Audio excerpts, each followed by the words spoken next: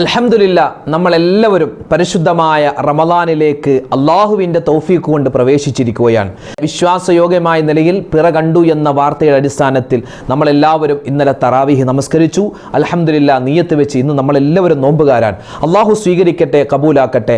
പരിശുദ്ധമായ റമദാനിൻ്റെ റഹ്മത്തിൻ്റെ പത്തിലാണ് നമ്മളെല്ലാവരും ഉള്ളത്. ഈ ഒരു സമയത്ത് അള്ളാഹുവിൻ്റെ ഭാഗത്തു നിന്നുള്ള റഹ്മത്ത് നമുക്ക് എങ്ങനെ നേടാം? നമ്മൾ ഏതൊക്കെ ദിക്റുകളാണ് ഈ ഒരു സമയത്ത് അധികരിപ്പിക്കേണ്ടത്? എന്തൊക്കെ കാര്യങ്ങളാണ് ശ്രദ്ധിക്കേണ്ടത്? അതുപോലെ ഈ റമദാനുമായി ബന്ധപ്പെട്ട് ഒരുപാട് പേർക്ക് പല വിധത്തിലുള്ള സംശയങ്ങളാണ്. പ്രത്യേകിച്ച് തറാവീഹ് നമസ്കാരത്തിൻ്റെ നിയ്യത്തിൽ സംശയമുണ്ട്. അതുപോലെ തന്നെ നോമ്പിൻ്റെ നിയ്യത്ത് വെക്കുന്നത് സംശയമുണ്ട്. അതുപോലെ ഈ ഇടയത്താഴ സമയത്ത് എന്താണ് ശ്രദ്ധിക്കേണ്ടത്? തഹജ്ജുദ് നിസ്കാരത്തിൻ്റെ രൂപം എങ്ങനെയാണെന്ന് ചോദിച്ച ആളുകളുണ്ട്. ഒരുപാട് സംശയങ്ങൾ, ഒരുപാട് ഇഷ്കാലുകൾ. ഇങ്ങനെ എല്ലാ കാര്യവും റമദാനിൻ്റെ ആദ്യത്തെ പത്തിലും അതിനുശേഷമുള്ള ദിവസങ്ങളിലൊക്കെ നമ്മൾ ശ്രദ്ധിക്കേണ്ട, മനസ്സിലാക്കേണ്ട ഒരു കൂട്ടം കാര്യങ്ങൾ ഇൻഷാ അല്ലാഹ് വിശദമായി നമ്മൾ ഇന്നത്തെ ക്ലാസ്സിൽ പറയുകയാണ്. അതുമാത്രമല്ല, പരിശുദ്ധമായ റമദാനിൻ്റെ 1 മുതൽ 30 വരെ നമ്മൾ മറന്നു പോവാതെ ചൊല്ലേണ്ട ഒരു കൂട്ടം ദിക്റുകളും ഇൻഷാ അല്ലാഹ് ഇന്നത്തെ ക്ലാസ്സിൽ നമ്മൾ പഠിക്കുകയാണ്. ഈ റമദാനിൻ്റെ മുഴുവൻ പോരിശകളും നഷ്ടമാവാതെ എങ്ങനെ ഈ റമദാനിനെ പ്രയോജനപ്പെടുത്താമെന്നുള്ള എല്ലാ കാര്യങ്ങളും ഉൾപ്പെടുത്തിയിട്ടുള്ള ഈ വീഡിയോ നിങ്ങൾ കാണുക, മറ്റുള്ളവർക്ക് കൂടി എത്തിച്ചു കൊടുക്കുക. അള്ളാഹു നമ്മളെ അനുഗ്രഹിക്കട്ടെ. ആമീൻ. അസ്സലാമു അലൈക്കും വറഹ്മത്തുള്ളാഹി തആല വബറകാതുഹു. ബിസ്മില്ലാഹിർ റഹ്മാനിർ റഹീം. അൽഹംദുലില്ലാഹി റബ്ബിൽ ആലമീൻ. വസ്സലാത്തു വസ്സലാമു അലാ അഷ്റഫിൽ മുർസലീൻ വഅലാ ആലിഹി വസ്വഹ്ബിഹി അജ്മഈൻ. അമ്മാ ബഅദ്. സ്നേഹ ബഹുമാനം നിറഞ്ഞ സത്യവിശ്വാസികളെ, ഉമ്മമാരെ, ഉപ്പമാരെ, അൽഹംദുലില്ലാഹ് അള്ളാഹുവിൻ്റെ അതിമഹത്തായ അനുഗ്രഹത്താൽ പരിപാവനമായ വിശുദ്ധമായ റമദാനിലേക്ക് നമ്മൾ ഇതാ കടന്നിരിക്കുകയാണ്. അള്ളാഹുവിൻ്റെ അതിമഹത്തായ അനുഗ്രഹമാണ്. എത്ര ശുക്ർ പറഞ്ഞാലും മതിയാവില്ല. കാരണം എത്രയോ ആളുകളാണ്, അവരൊക്കെ പരിശുദ്ധമായ റജബ് മുതലേ അള്ളാഹുവെ റമദാനിലേക്ക് എത്തിക്കണേ എന്ന് ദുആ ചെയ്തിട്ട് അവർക്കൊന്നും എത്താൻ പറ്റാതെ അവരൊക്കെ മരണപ്പെട്ടു പോയി. നമ്മളൊന്നും കൂടുതൽ ദുആ ചെയ്യാതെ നമ്മളൊക്കെ അള്ളാഹു തആല എന്ത് ചെയ്തു? ഈ റമദാനിലേക്ക് എത്തിച്ചിട്ടുണ്ട്. അള്ളാഹുവെ പടച്ചവനെ, റമദാൻ ഞങ്ങൾ നീ എത്തിച്ചു, ശുക്രൻ, അൽഹംദുലില്ലാ. അള്ളാഹു ഇനി റമദാനിനെ ഉപയോഗപ്പെടുത്താനുള്ള തൗഫീക്ക് നീ തരണേ അല്ലാ എന്ന് ദുആയായിരിക്കണം നമ്മുടെ ഭാഗത്തുനിന്ന് ഉണ്ടാവേണ്ടത്. അൽഹംദുലില്ലാ, ഇന്നലെ വിശ്വാസയോഗ്യമായ നിലയിൽ പിറ കണ്ടു എന്ന വാർത്ത കേട്ടതിനാൽ നമ്മളൊക്കെ റമദാനിലേക്ക് പ്രവേശിച്ചു. നമ്മൾ വളരെ സന്തോഷത്തോടു കൂടി ഇന്നലത്തെ രാത്രി തറാവീഹ് നിസ്കാരത്തിൽ പങ്കെടുത്തു. എത്ര ഹൃദ്യമായിരുന്നു അല്ലേ? കഴിഞ്ഞ ഒരു വർഷത്തിന് ശേഷം നമ്മൾ നിസ്കരിക്കുന്ന നിസ്കാരമാണ് അല്ലേ? ഇന്നലെ ആർക്കൊക്കെയാണോ തറാവീഹ് നമസ്കരിക്കാൻ പറ്റിയത് അവരൊക്കെ ഭാഗ്യവാന്മാരാണ്, അവരൊക്കെ ഭാഗ്യവതികളാണ്. കാരണം തറാവീഹ് നിസ്കാരത്തിൻ്റെ ശ്രേഷ്ഠത നമ്മൾ ഇന്നലെയൊക്കെ പറഞ്ഞിരുന്നു. ഒരുപാട് നേട്ടങ്ങളുണ്ടെന്ന്. അള്ളാഹു തആല കഴിഞ്ഞുപോയ പാപങ്ങളൊക്കെ വിട്ടുപുറത്ത് മാപ്പ് തന്നു ഇന്നലത്തെ തറാവീഹ് നിസ്കാരത്തോടു കൂടി. അള്ളാഹു തൗഫീഖ് നൽകട്ടെ. ഇന്ന് നിസ്കരിക്കുന്ന തറാവീഹ്, ഇനി വരുന്ന ഓരോ തറാവീഹ് നമസ്കാരത്തിനും വ്യത്യസ്തമായ ഗുണങ്ങളാണ്, വ്യത്യസ്തമായ നേട്ടങ്ങളാണ്. എല്ലാ ഗുണങ്ങളും അള്ളാഹു നേടാനുള്ള തൗഫീഖ് നൽകട്ടെ. അത് കഴിഞ്ഞ് നമ്മൾ ഇന്നലെ തറാവീഹ് നമസ്കാരത്തിന് ശേഷം നിയ്യത്ത് വെച്ചിട്ടുണ്ട്. നിയ്യത്ത് ആരും മറന്നിട്ടില്ല എന്ന് തോന്നുന്നു. അതോടൊപ്പം തന്നെ നമ്മൾ വിത്ർ നിസ്കരിച്ചവരാണ്. ശേഷം നമ്മൾ അല്പം ഒന്ന് ഉറങ്ങി, പിന്നെ ഇടയത്താഴം എഴുന്നേറ്റു. അൽഹംദുലില്ലാ അല്ലേ? ഭക്ഷണം കഴിച്ചവരാണ്. പിന്നെ സുബഹി നമസ്കാരം കഴിഞ്ഞു. കുറച്ച് പേര് ഖുർആൻ ഓതിയിട്ടുണ്ട്. പിന്നെ പല ആളുകളും ആദ്യത്തെ നോമ്പായതുകൊണ്ട് ഒരു ക്ഷീണത്തിൽ ചിലപ്പോൾ കിടന്നിട്ടുണ്ടാവാം. അപ്പോൾ നമ്മുടെ വീഡിയോ കാണുന്ന എല്ലാവരും ആരാണ്? നോമ്പുകാരാണ്. അള്ളാഹുവെ പടച്ചവനെ, അങ്ങനെ ഈ നോമ്പ് നീ സ്വീകരിക്കണേ അല്ലാ. അപ്പോൾ ഇൻഷാ അല്ലാഹ് ഇന്ന് മുതൽ നമ്മൾ ഇനിയുള്ള എല്ലാ ദിവസവും നമ്മൾ ശ്രദ്ധിച്ചിരിക്കേണ്ട, നമ്മൾ അറിഞ്ഞിരിക്കേണ്ട, മനസ്സിലാക്കേണ്ട ഒരു കൂട്ടം കാര്യങ്ങളെ വിശദമായി ഇൻഷാ അല്ലാഹ് ഇന്ന് നമ്മൾ പഠിക്കാൻ പോവുകയാണ്.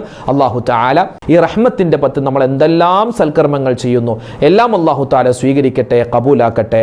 ആമീൻ യാ റബ്ബൽ ആലമീൻ.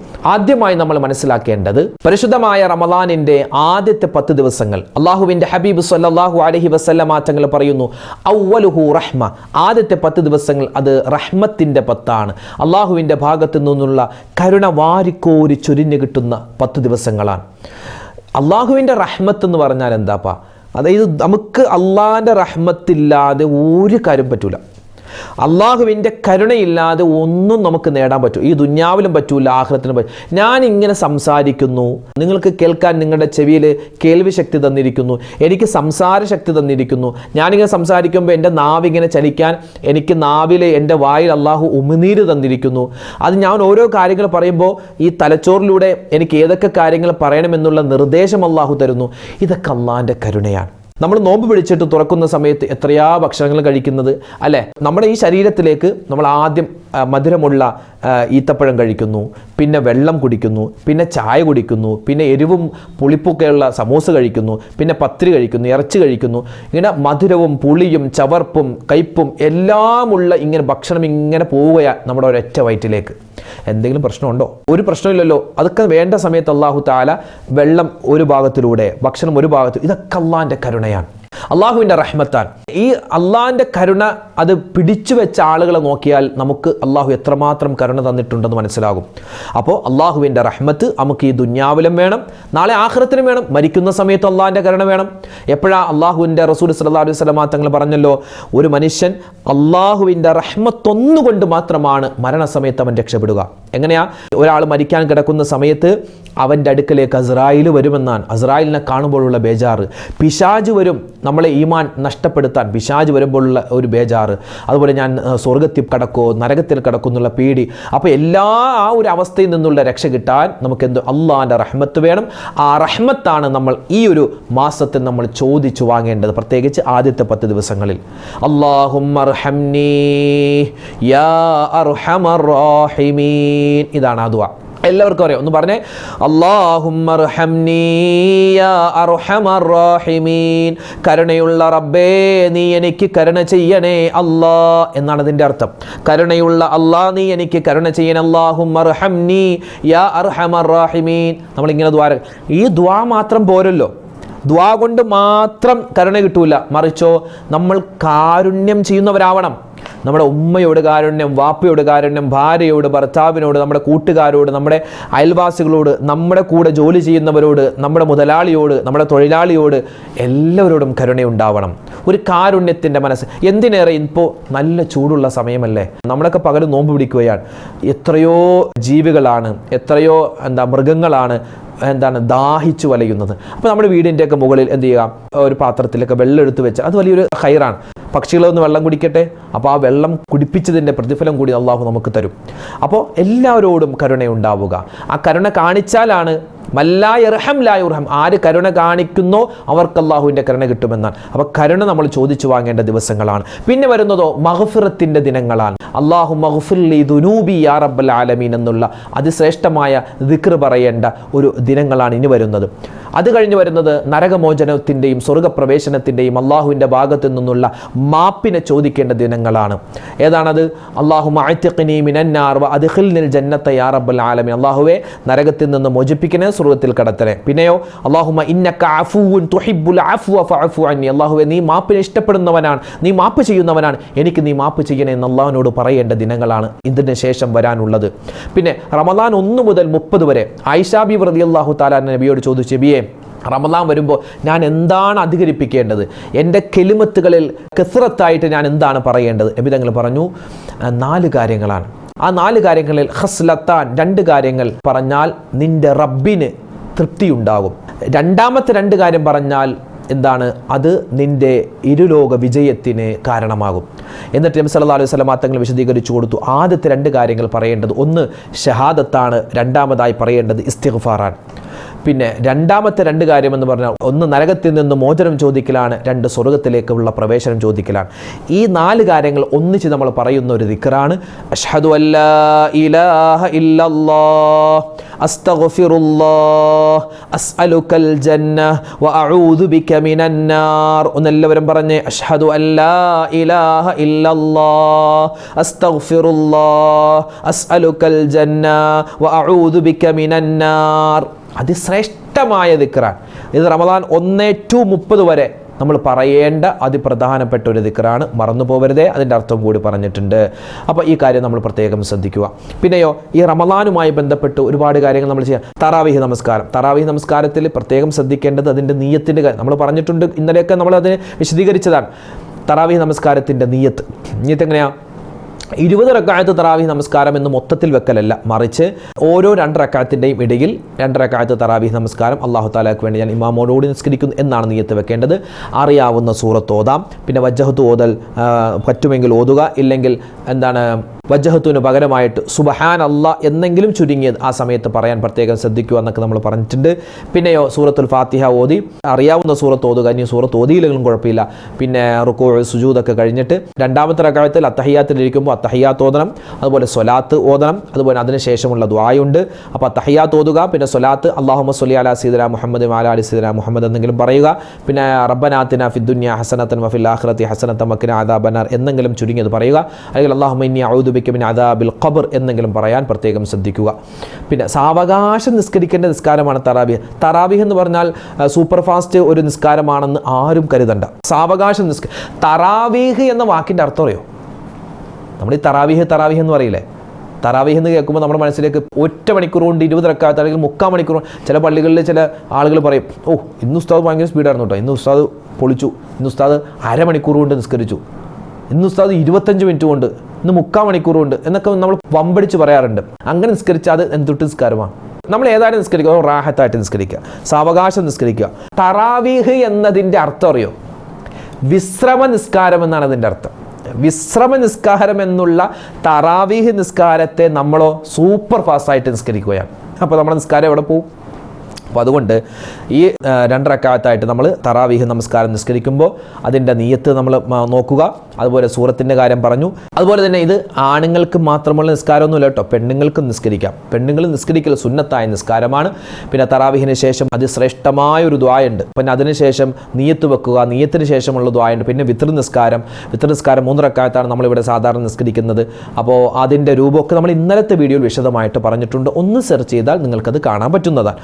അപ്പോൾ പിന്നെ നമ്മൾ ശ്രദ്ധിക്കേണ്ടത് ഇടയത്താഴത്തിൻ്റെ സമയമാണ്. പല ആളുകളും വലിയ വമ്പായിട്ട് പറയാറുണ്ട്, ഓ നമ്മൾ ഇന്നലെ ഇടയത്താഴത്തിന് എഴുന്നേറ്റില്ല, ഓ നീ ഇടയത്താഴം കഴിക്കാതെയാണല്ലോ നോമ്പ് പിടിച്ചത്, നല്ല സ്ട്രോങ് ഉണ്ടല്ലോ എന്നൊക്കെ ആളുകളുടെ മുമ്പിൽ ചുമ്മാ വമ്പടിക്കാൻ വേണ്ടി കിടന്നുറങ്ങുന്ന ആളുകൾ. അങ്ങനെയൊന്നുമല്ല. ആ സമയത്ത് നബിതങ്ങളുടെ സുന്നത്താണ് ഒന്ന് എഴുന്നേറ്റ് 1 ഗ്ലാസ് വെള്ളം കുടിക്കലോ, ഒരു ഈത്തപ്പഴം കഴിക്കലോ, അതൊരു ഖൈറാണ്. അതിൽ ബർക്കത്തുണ്ടെന്നാണ്, ഫിസ്സുഹൂരി ബർക്ക എന്നാണ്. അത്താഴത്തിലൊരു ബർക്കത്തുണ്ട്. ആ സമയത്ത് എഴുന്നേൽക്കുക, അത്താഴം കഴിക്കുക, 2 റക്അത്ത് തഹജ്ജുദ് നിസ്കരിക്കുക, എന്നിട്ട് നമ്മൾ ദുആ ചെയ്യുക എന്ന് പറഞ്ഞാൽ അതിശ്രേഷ്ഠമാണ്. എപ്പോഴും അല്ലാഹു തആല അവൻ്റെ അടിമകളിലേക്ക് നോക്കിയിരിക്കുന്നൊരു സമയമാണ്. പിന്നെ അത് കഴിഞ്ഞ് സുബഹി നിസ്കാരം കഴിഞ്ഞ് ഞാൻ പറഞ്ഞല്ലോ, സുബഹി നിസ്കാരം കഴിഞ്ഞ് ഒരു അല്പം ഖുർആൻ ഓതാം പറ്റുമെങ്കിൽ. പിന്നെയോ സുബഹി നിസ്കാരം കഴിഞ്ഞ് ഒറ്റ മലന്ന് കിടക്കില്ല, അങ്ങനെയല്ല. ആ സുബഹി നിസ്കാരം കഴിഞ്ഞിട്ട് ആ സൂര്യൻ ഒന്ന് ഉദിക്കുന്നത് ഒന്ന് കാത്തിരിക്കുക. കാരണം അതിനുശേഷം ഉറങ്ങാൻ ശ്രമിക്കുക. അതിന് മുമ്പ് ഉറങ്ങിയാൽ ആ ദിവസം തന്നെ ബർക്കത്തില്ലായ്മയായി മാറും. നമ്മൾ ഈ ബർക്കത്തിന് ചോദിക്കുന്ന, കാരുണ്യത്തെ ചോദിക്കുന്ന ഈ റമദാനിൽ ബർക്കത്ത് നഷ്ടപ്പെടുന്ന കാര്യങ്ങൾ എന്തിനാണ് ചെയ്യുന്നത്? അപ്പോൾ ആ കാര്യം ശ്രദ്ധിക്കേണ്ടതുണ്ട്. പിന്നെ നോമ്പ് തുറയുമായി ബന്ധപ്പെട്ട, പിന്നെ പകലൊക്കെ നമ്മൾ നോമ്പ് നഷ്ടപ്പെടുത്തുന്ന മോശപ്പെട്ട വർത്തമാനങ്ങൾ, മറ്റുള്ളവരെ കളിയാക്കൽ, ഗീബത്ത്, നമീമത്ത്, മോശമായ കാര്യങ്ങൾ ചെയ്യുക, മോശമായത് കേൾക്കുക, കാണുക, അതൊക്കെ എന്താണ്? നമ്മുടെ നോമ്പിൻ്റെ പവിത്രതയെ, ശ്രേഷ്ഠതയെ ഇല്ലാതാക്കുന്നതാണ്. പിന്നെയോ നോമ്പ് തുറയുമായി ബന്ധപ്പെട്ട് പ്രത്യേകം ശ്രദ്ധിക്കണം. ഉമ്മമാരെ, നിങ്ങൾ 6:30 ബാങ്കാണെങ്കിൽ 6:25 തുടങ്ങും എന്ത്? പഞ്ചസാര കലക്കാൻ, നാരങ്ങ കലക്കാൻ, അതുപോലെ തന്നെ അങ്ങോട്ട് പോകാൻ, ഇങ്ങോട്ട് പോകാൻ, ഇറച്ചിക്കറി താളിക്കാൻ. ആ സമയത്ത് പരമാവധി ജോലിയൊക്കെ ഒന്ന് നിർത്തിവെച്ചിട്ട് ഒന്ന് ദ്വാരക്കണം. കാരണം നിങ്ങൾ മറ്റുള്ളവർക്ക് വേണ്ടി ഇങ്ങനെ കഷ്ടപ്പെടുന്നുണ്ടോ? നിങ്ങളുടെ കാര്യം നിങ്ങൾ ശ്രദ്ധിച്ചിട്ടുണ്ടോ? അള്ളാഹിനോട് നമ്മൾ അവിടെ ചെല്ലുമ്പോൾ നീ എന്തേ ദ്വാരക്കാതിരുന്നെന്ന് ചോദിക്കുമ്പോൾ ഞാനേ മാപ്പിളക്ക് ഭക്ഷണം ഉണ്ടാക്കുമായിരുന്നു റബ്ബേ എന്ന് പറഞ്ഞാൽ ശരിയാവുമോ? ഇല്ലല്ലോ. അപ്പോൾ അതുകൊണ്ട് ആ സമയത്ത് എന്ത് ജോലിയാണെങ്കിലും നമ്മൾ ഇച്ചിരി നേരത്തെ ചെയ്ത് തീർക്കുക, എന്നിട്ട് നല്ലപോലെ ദ്വാരക്കുക. ആ സമയത്ത് എത്രയോ വിഷമങ്ങളുണ്ട്, സങ്കടങ്ങളുണ്ട്, എത്രയോ രോഗികളായ ആളുകൾ, എത്രയോ ആളുകൾ ദ്വാരക്കാൻ പറഞ്ഞു. അപ്പോൾ ആ സമയത്ത് എന്ത് ചെയ്യുക? നല്ലതുപോലെ ദ്വാരക്കുക. നല്ല അതിശ്രേഷ്ഠമായ സമയമാണ്. പിന്നെ ആ സമയത്ത് നമ്മൾ 2 ദിക്റുകൾ പറയാൻ അല്ലേ പ്രത്യേകം നമ്മൾ പഠിച്ചിട്ടുണ്ട്. ഒന്ന് അല്ലാഹുമ്മ ലക സുംതു വഅലാ റിസ്ഖിക അഫ്തർതു എന്ന ദിക്ർ. അതുപോലെ തന്നെ നോമ്പ് തുറന്ന് കഴിഞ്ഞിട്ട് ദഹബൽ ലമഉ വബതല്ലത്തിൽ ഉറൂഖു വസബത്തൽ അജ്റു ഇൻഷാ അല്ലാഹ് എന്ന ദിക്ർ പറയുക. പിന്നെ സമൂസ കൊണ്ടല്ല നോമ്പ് തുറക്കേണ്ടത്, നാരങ്ങാ വെള്ളം കൊണ്ടല്ല നോമ്പ് തുറക്കേണ്ടത്, ചായ കൊണ്ടല്ല നോമ്പ് തുറക്കേണ്ടത്. നോമ്പ് തുറക്കുന്നത് ഒന്നുകിൽ നല്ല പച്ചവെള്ളം കൊണ്ട്, അല്ലെങ്കിൽ കാരക്ക കൊണ്ട്, അല്ലെങ്കിൽ ഈത്തപ്പഴം കൊണ്ട്. ഒന്നുകിൽ കാരക്ക, ഈത്തപ്പഴം, പച്ചവെള്ളം, ഇതുകൊണ്ടായിരിക്കണം ആദ്യം നോമ്പ് തുറക്കേണ്ടത്. അത് കഴിഞ്ഞ് പിന്നെ സമൂസയോ ഉന്നക്കായോ എന്താണെങ്കിലും കഴിക്കും. പിന്നെ ആ ഒരു സമയത്ത് നമ്മൾ എന്താ പറയുക, എന്ത് കിട്ടിയാലും കഴിക്കുന്നൊരു ടെൻഡൻസി ആയിരിക്കും. നമുക്ക് കഴിക്കാം, കുഴപ്പമൊന്നുമില്ല. പക്ഷേ ആദ്യം തന്നെ ആ എണ്ണപ്പലഹാരം ചെല്ലുമ്പോൾ 13.5 മണിക്കൂർ നമ്മൾ ഫ്രീ ആയിട്ട് ഇരുന്നിട്ട് നമ്മുടെ ആദ്യം തന്നെ ചെല്ലുമ്പോൾ അത് പല അസുഖങ്ങൾക്കും കാരണമാണെന്നൊക്കെ ഡോക്ടർമാർ പറഞ്ഞിട്ടുണ്ട്. അവർ പറഞ്ഞ് ഞാൻ നിങ്ങൾക്ക് പറഞ്ഞു തന്നു മാത്രം. ഈ പറയുന്ന ഞാനും ഒക്കെ സമൂസ കഴിക്കാറുള്ളവരാണ്. അപ്പോൾ പറയുന്നത് നോമ്പ് തുറക്ക് ശേഷമുള്ള ഭക്ഷണം കഴിക്കൽ അതിനുശേഷം വരാനിരിക്കുന്ന ഇശാ നിസ്കാരത്തെയും തറാവീഹ് നിസ്കാരത്തെയും ബാധിക്കുന്നതായി മാറാൻ പാടില്ല.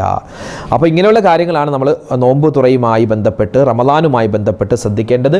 പിന്നെ കഴിയുന്നത് പോലെ നമ്മൾ സ്വതക്ക കൊടുക്കുക, ഖത്മുൽ ഖുർആൻ തീർക്കുക, ഒരുപാട് ശ്രേഷ്ഠത അല്ലേ. ഒരു അക്ഷരത്തിന് എത്രയോ നേട്ടങ്ങളാണ്.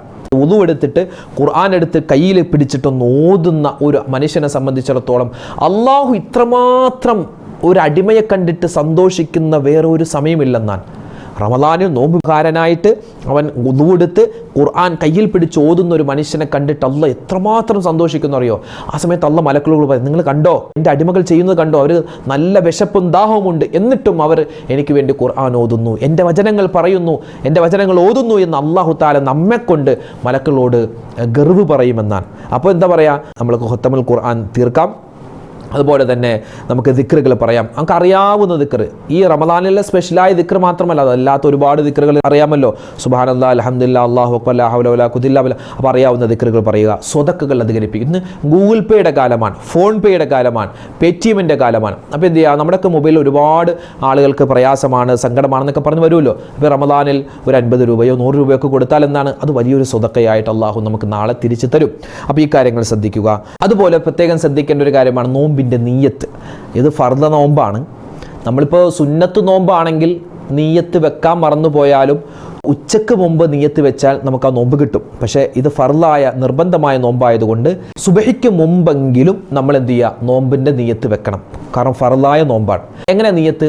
നവൈതു സൗമഗദിൻ അൻ അദാഇ ഫർളി റമളാനി ഹാദിഹി സനത്തി ലില്ലാഹി തആല. ഈ വർഷത്തെ അദാ ആയ ഫർളായ റമളാൻ മാസത്തിലെ നാളത്തെ നോമ്പിന് അല്ലാഹു തആലാക്ക് വേണ്ടി പിടിച്ചു വിടുവാൻ ഞാൻ കരുതി. അറബിയും പറയാം, മലയാളവും പറയാം. മലയാളം മാത്രം പറഞ്ഞാലും മതിയാകുന്നതാണ്. ഇത് വെറുതെ അങ്ങോട്ടും ഇങ്ങോട്ടും നോക്കിയില്ല, നമ്മുടെ മനസ്സിലുണ്ടാവട്ടെ നീയത്ത്. നീയത്തെന്ന് പറഞ്ഞാൽ മനസ്സിൽ കരുതി നാവ് കൊണ്ട് പറയണമെന്നാണ്. ചില ആൾക്കാർ വിളകളാന്ന് വെറുതെ ഇങ്ങനെ പറഞ്ഞു, അങ്ങനെയല്ല. മനസ്സിൽ തട്ടി നമ്മൾ നാവ് കൊണ്ട് പറയണം. എല്ലാത്തിനും നീയത്തുണ്ട്. നിസ്കരിക്കുമ്പോൾ നീയത്തില്ലേ, നോമ്പിന് നീയത്തുണ്ട്. പിന്നെ അതുപോലെ തന്നെ ഹജ്ജ് ചെയ്യുമ്പോൾ നീയത്തുണ്ട്. ഹജ്ജിൻ്റെ നീയത്താണ് ഇഹ്റാം കെട്ടുക എന്ന് പറഞ്ഞാൽ. അപ്പോൾ എല്ലാത്തിനും നീയത്തുണ്ട്. എല്ലാ അമലുകളും സ്വീകരിക്കപ്പെടുന്നത് നീയത്തനുസരിച്ച്. അപ്പോൾ നമ്മുടെ നീയത്ത് ക്ലിയർ ആക്കുക. ചില ആളുകൾ ചോദിക്കാറുണ്ട്, റമദാനാകുമ്പോൾ എപ്പോഴുള്ള സംശയങ്ങളിൽ പെട്ടൊരു സംശയമാണ്, ഉസ്താദെ ഈ രാത്രി 12 മണി കഴിഞ്ഞാൽ പിന്നെ നമ്മൾ അടുത്ത ദിവസത്തേക്ക് കടന്നില്ലേ, അപ്പോൾ പിന്നെ 12 മണിക്ക് ശേഷം നീയത്ത് വെക്കുന്നവർ അല്ലെങ്കിൽ സുബഹിക്ക് മുമ്പ് നീയത്ത് വെക്കുന്നവർ നാളത്തെ നോമ്പ് എന്ന് വെക്കേണ്ട ആവശ്യമുണ്ടോ? ഇന്നത്തെ നോമ്പെന്ന് പറഞ്ഞാൽ പോരെ? നമ്മുടെ ക്ലോക്ക് ടൈം വെച്ച് നോക്കുന്ന സമയത്ത് നമുക്ക് 12 മണി കഴിഞ്ഞാൽ പിന്നെ ഒരു അടുത്ത ദിവസമാണല്ലോ. പക്ഷെ അങ്ങനെയല്ല. നമ്മുടെ നോമ്പിൽ നിയത്ത് വെക്കുമ്പോൾ നമ്മൾ ശ്രദ്ധിക്കേണ്ട കാര്യം രാവും പകലും അങ്ങനെയാണ് നോക്കുന്നത്. രാവും പകലും, പകലെന്ന് പറഞ്ഞാൽ മറ്റൊരു ദിവസമാണ്, രാവെന്ന് പറഞ്ഞാൽ മറ്റൊരു ദിവസമാണ്. അപ്പോൾ അങ്ങനെ നമ്മൾ കണക്ക് കൂട്ടുമ്പോൾ നാളത്തെ നോമ്പ് എന്ന് തന്നെയാണ് നമ്മൾ പറയേണ്ടത് കേട്ടോ. അപ്പോൾ അങ്ങനെ പറഞ്ഞാലാണ് നോമ്പ് ശരിയാവുക. അത് അങ്ങനെയല്ല ഇങ്ങനെയല്ല എന്ന് പറഞ്ഞ് പിന്നെയും കുത്തി ചോദിക്കേണ്ട കാര്യമൊന്നുമില്ല, അതങ്ങനെ തന്നെയാണ്. അതുപോലെ തന്നെ ശ്രദ്ധിക്കേണ്ട ഒരു കാര്യമാണ് നമ്മുടെ തഹജ്ജുദ് നിസ്കാരം. റമദാൻ മാസത്തിൻ്റെ ശ്രേഷ്ഠതകളിൽപ്പെട്ട അതിപ്രധാനമാണ് ഇതിൻ്റെ കൂലി. ചെറിയ അമലിന് പോലും വലിയ കൂലി. അതായത് ഒരു സുന്നത്ത് നിസ്കരിച്ചാൽ ഫർളിൻ്റെ കൂലിയാണ്. ഒരു ഫർള് നിസ്കരിച്ചാൽ 70 ഫർളിൻ്റെ കൂലിയാണ്. ഒരു സുബ്ഹാനല്ലാഹ്ക്ക് 70 സുബ്ഹാനല്ലാഹ്. 1 രൂപ കൊടുത്താൽ 70 രൂപ കൊടുത്ത പോലെ. അപ്പോൾ എല്ലാത്തിനും 70ഉം 700ഉം 7000 ഒക്കെ ആയിട്ട് അള്ളാഹു അധികരിപ്പിച്ച് തരുന്ന ഒരു മാസമാണ് ഈ പരിശുദ്ധമായ റമദാൻ. അപ്പോൾ അതുകൊണ്ട് നമ്മൾ പരമാവധി സുന്നത്ത് നിസ്കാരങ്ങൾ, ഇപ്പോൾ നമ്മൾ തറാവീഹ് നിസ്കരിക്കുന്നു, അത് കഴിഞ്ഞ് വിത്ർ നിസ്കരിക്കുന്നു, പിന്നെ ചില ആളുകൾ അവ്വാബി നിസ്കരിക്കാറുണ്ട്, ളുഹാ നിസ്കരിക്കാറുണ്ട്, പിന്നെ ഓരോ നിസ്കാരത്തിനും ഫർളിന് മുമ്പും ശേഷമുള്ള സുന്നത്ത് നിസ്കരിക്കാറുണ്ട്. പിന്നെ അതുപോലെ നമ്മൾ ശ്രദ്ധിക്കേണ്ട നിസ്കാരമാണ് തഹജ്ജുദ് നിസ്കാരം. 2 റക്അത്ത് നിസ്കരിച്ചാൽ മതി. 2 റക്അത്ത് തഹജ്ജുദ് നിസ്കാരം അല്ലാഹു തആലക്ക് വേണ്ടി നിസ്കരിക്കുന്നു എന്ന് പറഞ്ഞ് അല്ലാഹു അക്ബർ. ഉറങ്ങിയിട്ട് എഴുന്നേറ്റിട്ട് നിസ്കരിക്കുന്ന നിസ്കാരത്തിനാണ് തഹജ്ജുദ് നിസ്കാരം എന്ന് പറയുക. അപ്പോൾ നമ്മൾ ഈ ഇടയത്താഴത്തിന് നമ്മൾ എഴുന്നേക്കില്ല, ആ സമയത്ത് നമുക്ക് ഇടയത്താഴം കഴിച്ചിട്ടോ അല്ലെങ്കിൽ കഴിക്കുന്നതിന് മുമ്പോ നമുക്ക് 2 റക്അത്ത് നിസ്കരിച്ചിട്ട് നല്ലപോലെ ദ്വാരക്കുക. അപ്പോൾ ഇൻഷാ അല്ലാഹ് തഹജ്ജുദ് നിസ്കാരത്തിൻ്റെ കൂലിയും കിട്ടും. നമ്മൾ ഈ തഹജ്ജുദ് നിസ്കാരമൊക്കെ ഈ റമദാനിൽ സ്ഥിരമാക്കിയാൽ റമദാൻ കഴിയുമ്പോഴും നമുക്കത് നിത്യമായി കൊണ്ടുപോകാനുള്ള വലിയ തൗഫീക്ക് അള്ളാഹു തരും. അപ്പോൾ മൊത്തത്തിൽ നമ്മൾ റമദാനുമായി ബന്ധപ്പെട്ട് പ്രത്യേകിച്ച് റമദാൻ്റെ ആദ്യത്തെ 10 നമ്മൾ കാരുണ്യ പ്രവർത്തനങ്ങൾ എന്ന് പറഞ്ഞാൽ റിലീഫ് പ്രവർത്തനങ്ങളൊക്കെ ഉണ്ടാവും ഓരോ മഹലിലൊക്കെ. അപ്പോൾ അതിൽ നമ്മൾ പങ്കെടുക്കുക. പിന്നെ എന്താ നമ്മുടെ വീട്ടിൽ ആരെങ്കിലുമൊക്കെ പിരിവുകാർ വന്നാൽ നീ ഇവിടെ നിന്ന് വന്നടാ പോടാ എന്നൊക്കെ പറഞ്ഞാൽ അങ്ങനെ ആട്ടി ഓടിക്കരുത്. അവരോടൊക്കെ ഒന്ന് കരുണയോടുകൂടി ഒരു 50 രൂപയോ 100 രൂപയോ അല്ലെങ്കിൽ 10 രൂപ ഒക്കെ കൊടുത്ത് എന്തെങ്കിലും ഒന്ന് കൊടുത്ത് വിടുക. അതുപോലെ റമദാൻ മാസമാകുമ്പോൾ നമ്മുടെ വീടുകളിലൊക്കെ ഈ സക്കാത്തിൻ്റെ പൈസ വാങ്ങാനും അതുപോലെ തന്നെ കുറച്ച് സ്വതക്കൊക്കെ വാങ്ങാൻ വേണ്ടി കുറേ ആളുകൾ വരാറുണ്ട്. പാവപ്പെട്ട ഒരുപാട് പേര് 2-3 സ്ത്രീകൾ ഒന്നിച്ചു വരും. ചിലപ്പോൾ ചില ആളുകൾ അരി ചോദിച്ചു വരും, ചിലപ്പോൾ പഞ്ചസാര ചോദിച്ചു വരും. അങ്ങനെ സ്ത്രീകളൊക്കെ വരുമ്പോൾ ഒരു 5 രൂപ കൊടുത്തിട്ട് നിങ്ങൾ വീതിച്ചെടുത്തോ, അങ്ങനെ ഒരു നക്കാപ്പിച്ച പൈസ കൊടുക്കുന്ന ഒരു അവസ്ഥ ഉണ്ടാവരുത്. കാരണം അള്ളാഹിൻ്റെ റഹ്മത്ത് നമ്മളിങ്ങനെ ചോദിക്കുന്നു, നമ്മളെ റഹ്മത്ത് തടയുന്നു. അങ്ങനെ ആവരുത്. നമ്മൾ അള്ളാഹിനോട് റഹ്മത്ത് അല്ലാഹുമ്മ റഹ്മനി യാ റഹ്മാൻ റഹീം എന്ന് ചോദിക്കുന്നതോടൊപ്പം തന്നെ നമ്മുടെ ഭാഗത്തു നിന്നുള്ളൊരു കരുണ ഉണ്ടാവണം. എന്നാലേ ആ കരുണ നമുക്ക് അള്ളാഹുവിൻ്റെ ഭാഗത്തു നിന്ന് കിട്ടുകയുള്ളൂ. അപ്പോൾ അങ്ങനെയുള്ള ആളുകൾ വരുന്ന സമയത്ത് അവർക്ക് എന്തെങ്കിലും ഒന്ന് വീതിച്ചെടുക്കാൻ പറ്റുന്ന രൂപത്തിൽ ഒരു 50 രൂപയോ 100 രൂപയൊക്കെ കൊടുത്തിട്ട് അവരോട് പറയുക, ഒന്ന് വീതിച്ചെടുക്കാൻ പറയുക. അപ്പോൾ അങ്ങനെ അവരോടും നമ്മളൊന്ന് കരുണ കാണിക്കുക. നമ്മുടെ വീട്ടിലുള്ള മൃഗങ്ങളുണ്ടാകും, നമുക്ക് നോമ്പാണ്, അതുകൊണ്ട് പൂച്ചക്കും ആടിനും ഒന്നും കൊടുക്കണ്ട, അങ്ങനെയൊന്നുമല്ല. അവർക്ക് നോമ്പുണ്ടാവില്ല, അപ്പോൾ അവർക്ക് അവരുടേതായ സമയത്ത് വെള്ളം കൊടുക്കലും. ഇപ്പോൾ നല്ല ചൂടല്ലേ, ഞാൻ പറഞ്ഞല്ലോ, അവ കുറച്ച് വെള്ളമൊക്കെ എടുത്ത് നമ്മൾ അവിടെ ഇവിടെയൊക്കെ വെച്ചാൽ ഈ പക്ഷികളൊക്കെ വന്ന് കുടിച്ചിട്ട് പോകും. അപ്പോൾ അതിനോടൊരു കരുണ കാണിക്കും തോറും നമുക്ക് അല്ലാഹു തആല കരുണ തരും. പിന്നെ എപ്പോഴും ദുആ ചെയ്യുക. ദുആയാണ് പ്രധാനം.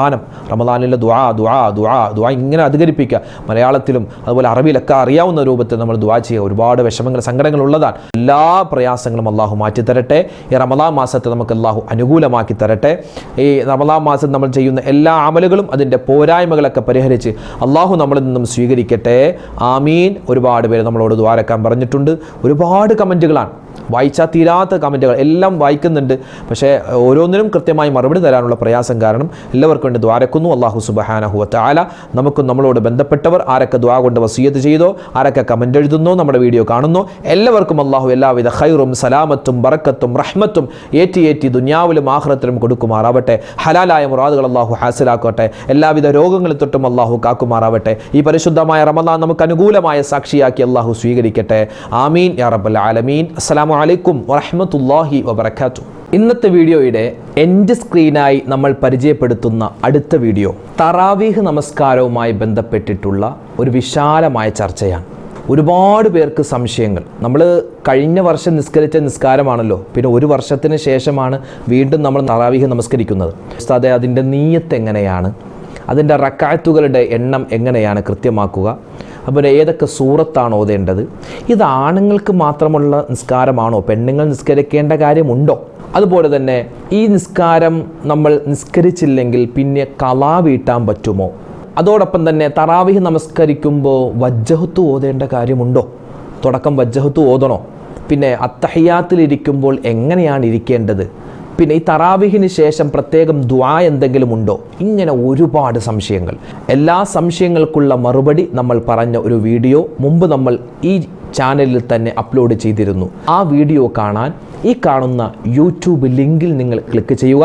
ഇതിൽ തറാവീഹ് നമസ്കാരത്തെപ്പറ്റി മാത്രമല്ല വിത്ർ നിസ്കാരവുമായി ബന്ധപ്പെട്ട ചില കാര്യങ്ങൾ കൂടി നമ്മൾ പറഞ്ഞിട്ടുണ്ട്. അപ്പോൾ ഈ വീഡിയോ കാണാൻ ഈ കാണുന്ന യൂട്യൂബ് ലിങ്കിൽ ക്ലിക്ക് ചെയ്യുക. ഇത് മറ്റുള്ളവർക്ക് കൂടി എത്തിച്ചു കൊടുക്കുക.